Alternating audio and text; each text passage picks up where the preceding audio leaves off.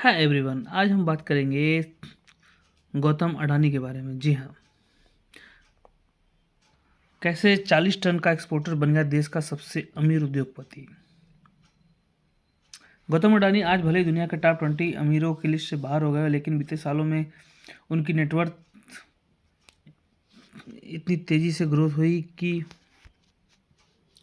एक समय ऐसा भी आया था जब कारोबारी गौतम अडानी ने माइक्रोसॉफ्ट के बिल गेट्स को भी पीछे छोड़ दिया था। गौतम अडानी दुनिया के अमीरों की लिस्ट में चौथे नंबर पर पहुंच गए थे। इसके बाद उन्होंने फ्रांस के दिग्गज कारोबारी बर्नार्ड अर्नाल्ट को पछाड़कर तीसरे स्थान भी हासिल किया था। अब अमेजन के फाउंडर जेफ बेजोस के काफ़ी करीब पहुंच गए थे। लेकिन क्या आपको पता है, गौतम अडानी यूं ही देश के सबसे अमीर शख्स नहीं बन गए। इसके लिए उन्होंने खूब संघर्ष भी किया। गौतम अडानी ने अपनी ज़िंदगी में कुछ बातों पर अमल हर हाल में किया था। आज आपको बताते हैं कैसे 40 टन का एक्सपोर्टर देश का सबसे अमीर उद्योगपति बन गया। गौतम अडानी किस तरह से सफलता का मुकाम हासिल किया। साधारण परिवार में जन्मे गौतम अडानी की ज़िंदगी के किस्से किसी सपने से कम नहीं है। गौतम अडानी का जन्म एक साधारण गुजराती परिवार में हुआ था। परिवार की आर्थिक स्थिति अच्छी नहीं थी। एक ऐसा समय भी आया जब गौतम अडानी को अपनी पढ़ाई बीच में ही छोड़नी पड़ गई थी। अहमदाबाद से सेठ CN विद्यालय में अपनी स्कूल की शिक्षा पूरी करने के बाद उन्होंने गुजरात विश्वविद्यालय में वाणिज्य स्नातक की डिग्री के लिए एनरोल किया। यहाँ उन्होंने दूसरे वर्ष में ही पढ़ाई छोड़ दी थी। इसके बाद गौतम अडानी ने खुद का कारोबार शुरू करने का निर्णय किया। अडानी के 6 भाई बहन थे। अडानी का परिवार अहमदाबाद के पोल इलाके की सेठ चाल में रहता था, लेकिन वो हमेशा कुछ बड़ा करने और सफल होने के लिए सपने देखते थे। गौतम अडानी का कारोबारी सफर तब शुरू हुआ जब वो गुजरात यूनिवर्सिटी में BCom पूरा किए बिना मुंबई आ गए थे। उन्होंने डायमंड चार्टर के ब्रोकरेज फर्म शुरू कर दी। साल 1998 में गौतम अडानी एक गुजरात के बड़े कारोबारी बन चुके थे। अपने बड़े भाई के प्लास्टिक के व्यवसाय से जुड़कर भारत साल 1988 से 92 के दौरान गौतम अडानी का इंपोर्ट का कारोबार 100 टन से कई गुना बढ़कर 40,000 टन पहुंच गया था। इसके बाद गौतम अडानी ने जल्दी निर्यात में भी हाथ आजमाना शुरू कर दिया। इसके बाद वो बहुत जल्द बड़े एक्सपोर्टर भी बन गए, जो लगभग हर सामान को निर्यात करते थे। बाद में मुंद्रा पोर्ट से जुड़ने के बाद अडानी के कारोबार में बड़ा उछाल आया था। इन बातों का हमेशा ध्यान रखते हैं गौतम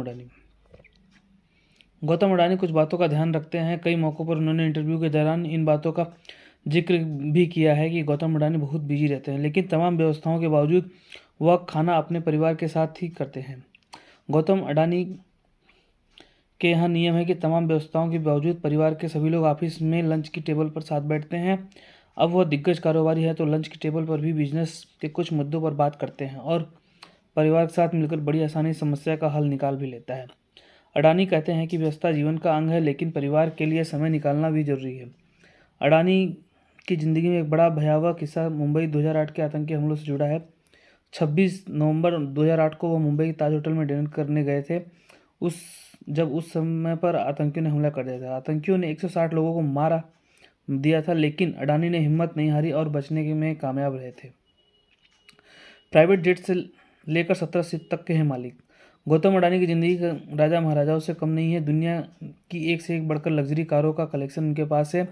वो प्राइवेट जेट से लेकर 17 सीट तक के मालिक है। आप उनकी पर्सनल लाइफ के बारे में जानकर हैरान हो जाएंगे। अडानी के पास लग्जरी कारों को लेकर प्राइवेट जेट तक सब कुछ है। उनके इस कलेक्शन की लिस्ट बहुत लंबी है। अडानी ज़्यादातर सफ़र अपने प्राइवेट जेट में ही करते हैं। मीडिया रिपोर्ट्स के मुताबिक उनके पास जो सबसे सस्ता प्राइवेट जेट है उसकी भी भारत में कीमत लगभग 15.2 करोड़ रुपए है। उन्होंने अपने कम दूरी के ट्रैवल के लिए हेलीकॉप्टर रखे हुए हैं। इससे अगस्ता वेस्टलैंड AW139 हेलीकॉप्टर के अलावा 2 और भी हेलीकॉप्टर भी शामिल है। उनके पास 3 आलीशान जेट विमान भी है। गौतम अडानी की लाइफस्टाइल राजा महाराजाओं से कम नहीं है। गौतम अडानी के पास प्राइवेट जेट और हेलीकॉप्टर के अलावा सुपर लग्जरी कारों का भी शानदार कलेक्शन है। गौतम अडानी के पास करीब 1.3 करोड़ रुपए की शानदार BMW, 3.5 करोड़ रुपए की फरारी के अलावा कई सुपर लग्जरी कारें हैं। कार के साथ उनके पास 17 जहाज भी है। उन्होंने साल 2008 में जो 2 नए जहाज खरीदी उनका नाम अपनी भतीजी के नाम पर रखा है। जहाज़ों को खरीदकर वो अपने लॉजिस्टिक इंफ्रास्ट्रक्चर को मजबूत करते हैं। धन्यवाद।